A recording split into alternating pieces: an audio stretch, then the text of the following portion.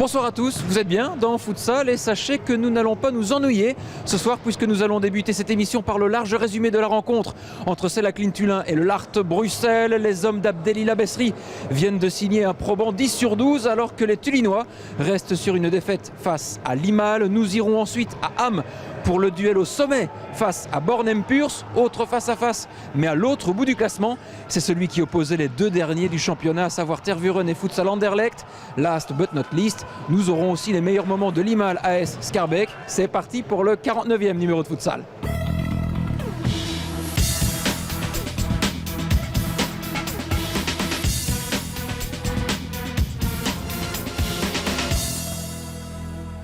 Fait bien naviguer le ballon dès les premières secondes du côté tullinois. Vous le voyez avec Bruno Barbosa dans la profondeur avec Caïk. Et la première occasion dans cette rencontre avec cette passe tranchante de Bruno Barbosa pour Caïk qui n'a pas su cadrer Budiwano. Le petit pont sur El Morabit. Il y avait Pereira de Campos en couverture. Barbosa qui s'infiltre plein axe. Et la parade de Bounou. Premier corner dans cette rencontre avec Pereira de Campos. Caïk, il a un peu d'espace avec Barbosa encore une fois à distance. Et ça file dans la lucarne cette fois-ci. Quel éclair de génie de Bruno Barbosa. La frappe à distance. Et ça fait 1-0 pour Selacline Tullin. Ah, il a parfaitement réglé la mire, le capitaine Enouillé. 1-0 donc pour les locaux.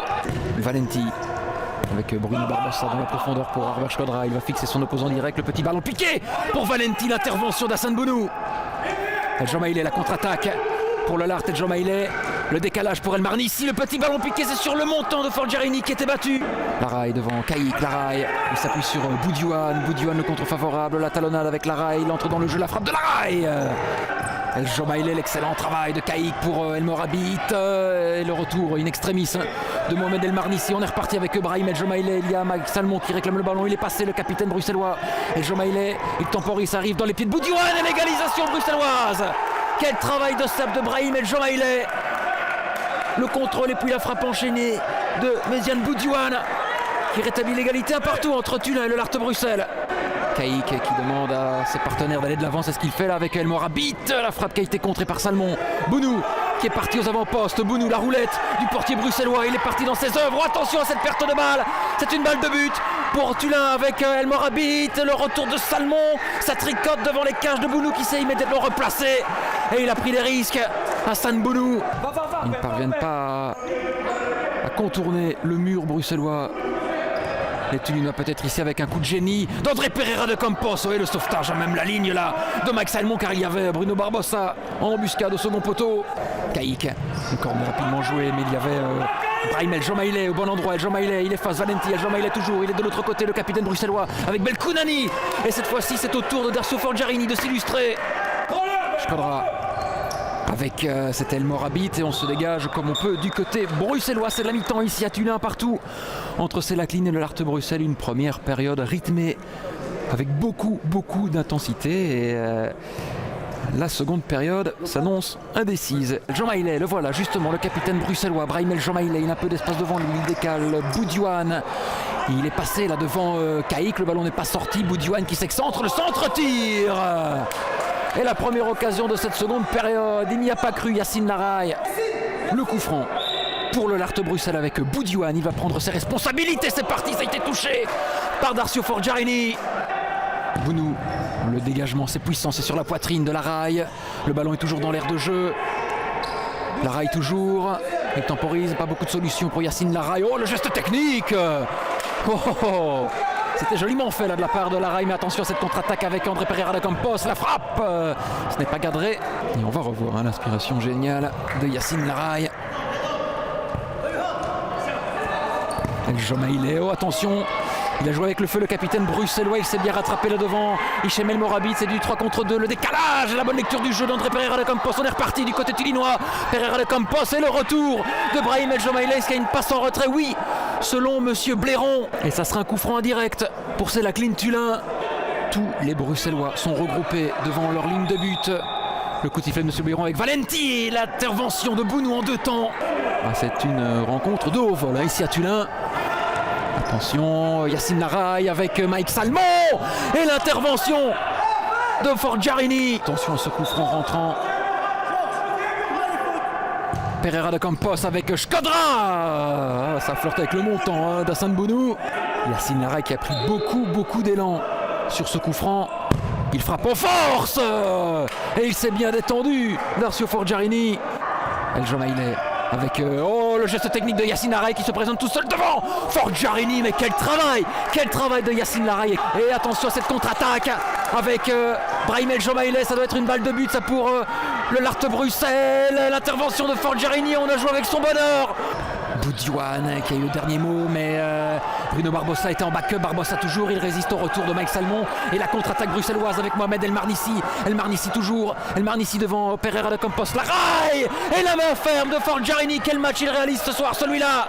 Laray pour Boudjouane, lui aussi il s'est armé à distance, ça a été contré, Salmon a bien suivi Boudjouane, tout comme El Morabit, la frappe de Laray et ça passe. Un cheveu des cages de Forgiarini. Il était au bon endroit, El Jomaileh toujours, le petit tour sur lui-même, il a vu l'appel d'El Marnissi, il peut frapper l'ancien Limaloua, et ça a été dévié, et c'est rentré dans les filets de Forgiarini, cette frappe détournée de Mohamed El Marnissi. Cette fois-ci ça rentre pour les Bruxellois qui sont en passe de créer l'exploit ici à Tullin. 2-1 sur cette frappe déviée de Mohamed El Marnissi. Et vous le voyez, les Tullinois évoluent avec un 5e joueur de champ, avec un gardien volant en la personne de Bruno Barbosa. Ça passe ou ça casse pour les Tullinois. Le voilà justement Barbosa. Ça passe pour Caïque. Il n'a pas su cadrer. Valenti, Pereira de Campos, Barbosa. On revient chez Pereira de Campos, Valenti. Et on fait tourner du côté Tullinois avec cette frappe qui rase le montant d'Hassan Bounou. Et c'est terminé. Le Larthe Bruxelles qui crée l'exploit ici en venant s'imposer 2-1. 7e match sans la moindre défaite pour les troupes d'Abdelila Besri, qui sont venus chercher un succès de prestige ici à Tullin. Un gros match aujourd'hui, toute l'équipe a bien travaillé. On voit que défensivement, on a fait un travail de fou. On a su égaliser et puis voilà, un petit coup de chance à 5 minutes de la fin où la frappe est déviée et on gagne aujourd'hui. Donc du bien pour l'équipe. En tout, ça fait 7 matchs sans la moindre défaite. Les playoffs, ça commence à devenir un peu sérieux du côté de Laken. Hein. Effectivement, comme c'était l'objectif depuis le début de saison avec le Larthe. Là maintenant, on revient, je pense, à 2 ou 3 points de la 4e place. Voilà, on va prendre match par match, faire le travail qu'il faut. Maintenant, on a un peu de repos, donc on va profiter pour se reposer un petit peu. Et puis on attaquera la deuxième partie de championnat avec la même intensité. Je ne dis pas que c'est la chance parce qu'ils ont bien travaillé aussi. Donc quand tu dis que c'est la chance, c'est pas bien pour eux. Donc je trouve qu'ils ont bien travaillé, ils ont fait son match ici. Maintenant, on a empêché de marquer des occasions. On rate pas mal des occasions et voilà qui pour finir, ça paye à la fin. On a beaucoup de blessés, on a eu beaucoup de choses qui se passent. Maintenant, je pense que le deuxième tour, on va rattraper, on sera sur la ligne qu'on mérite d'être.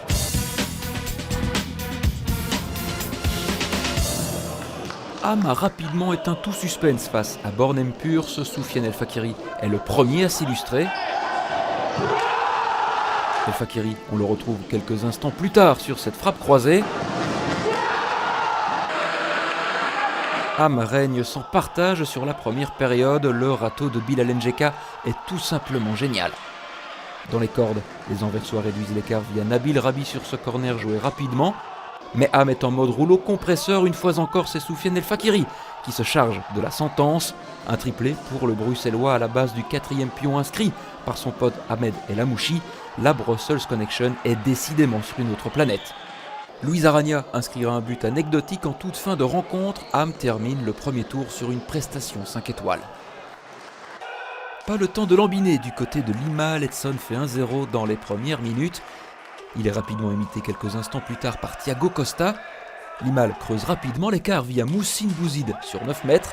Scarbeck sort de son sommeil profond. Hassan Abroum est à la réception d'un centre signé Adnan Larchi. Mais Moussine Bouzid, sur un nouveau coup de pied arrêté, remet ses couleurs sur le droit chemin. Les buts vont s'enchaîner en seconde période. Hamid Bouifoulkintn allume plein axe, tout comme Mauro Canal à distance. Lancé comme une fusée, Yacine Korich ne laisse aucune chance à Mathieu Da Silva. Les hommes d'Azizia Krima se lancent alors dans une course-poursuite. Mohamed Zinebioui et Amin Mourd sont à chaque fois au bon endroit, mais il est trop tard pour les Scarbecquois qui s'inclinent 6-5. Et puis dans le duel des Lotti, sachez qu'Anderlecht a décroché sa première victoire de la saison. Au détriment de Tervuren, ce sont pourtant les Brabançons flamands qui frappent d'entrée de jeu sur ce raid en solitaire de Ben de Mersman. Les Bruxellois recollent au score grâce à Ahmed Gilali avant de prendre l'avance sur un pointu de Younes Zoljami. Monsef Tagzaoui fait ensuite parler toute son aisance technique pour faire le break. En seconde période, Brent van der Elst amorce la remontada locale. Janko Blizic égalise après un gros cafouillage devant Mustapha Idrissi. La partie est enlevée et les Anderlechtois jouent de malchance sur cette frappe détournée de van der Elst. On se dit que les Bruxellois vont définitivement lâcher prise, mais les troupes d'Abdel El Fakiri comblent leur retard via Tagzaoui. Finalement, c'est Wael El Kajoui qui offre les 2 points de la victoire aux siens dans les derniers instants de la rencontre. Une victoire précieuse pour des Anderlechtois qui auront la trêve pour préparer au mieux la seconde partie de saison. Dans les autres rencontres, sachez que le Basic Fit Bruxelles s'est imposé au Red Star La Louvière 6-3. On notera également le carton d'Hoboken 10-3 sur Flémal.